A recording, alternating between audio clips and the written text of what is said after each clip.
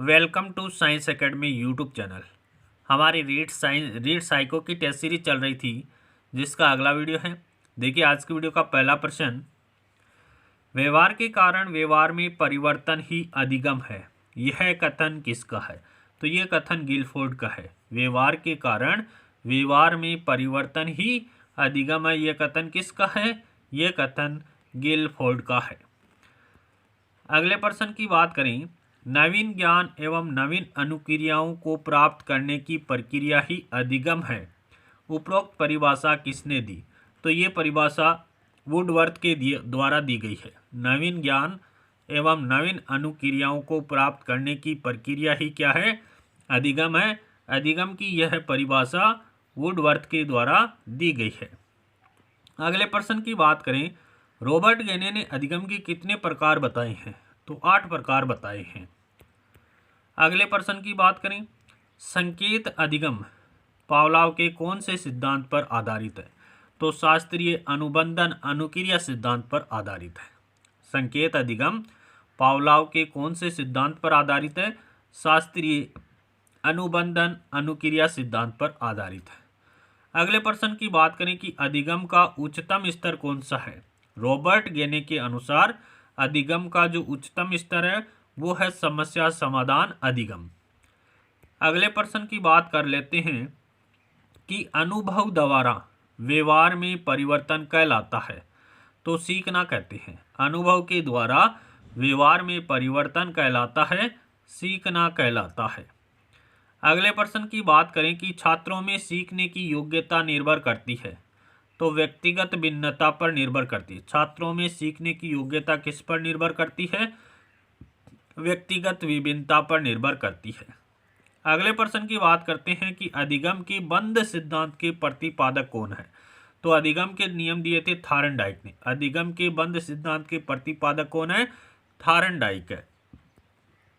अगले प्रश्न की बात करें कि फ्राइड ने मनोलैंगिक विकास की कितनी अवस्थाएं बताई है? तो 5 अवस्थाएं बताई है। फ्राइड ने मनोलैंगिक विकास की कितनी अवस्थाएं बताई है?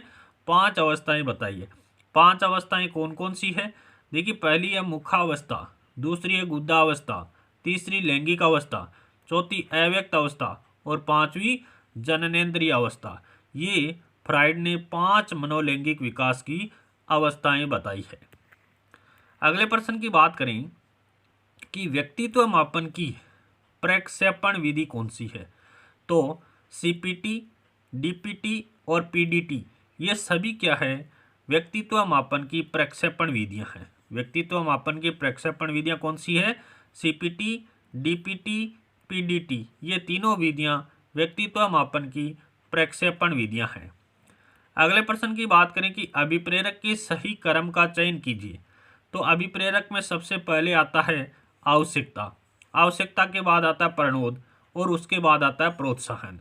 तो पहला ऑप्शन यहाँ पर करेक्ट हो जाएगा कि अभिप्रेरक का सही क्रम है आवश्यकता, प्रणोद और प्रोत्साहन। देखिए, अभिप्रेरक अभिप्रेरक बराबर क्या होता है? आवश्यकता प्लस चालक या इसे प्रणोद या अंतर्नोद कहते हैं प्लस प्रोत्साहन या लक्ष्य। एम बराबर क्या होता है? एम का मतलब होता है मोटिव यानी अभिप्रेरक। एन का मतलब होता है नीड्स यानी आवश्यकता। डी का मतलब ड्राइव यानी चालक, प्रणोद या अंतर्नोद। और आई का मतलब होता है इंसेंटिव, प्रोत्साहन या लक्ष्य। तो ये ध्यान में रखना है, क्रम ध्यान में रखना है कि अभिप्रेरक बराबर आवश्यकता प्लस चालक प्लस प्रोत्साहन।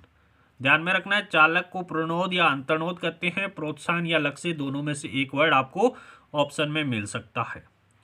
अगले प्रश्न की बात करें, मनोवर्ती के संबंध में सत्य कथन कौन सा है?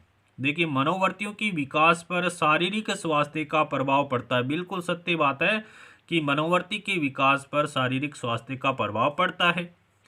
मनोवर्तियां वंशानुक्रम से प्रभावित नहीं होती। ये बिल्कुल सही है कि मनोवर्तियां हैं वो वंशानुक्रम से प्रभावित नहीं होती है।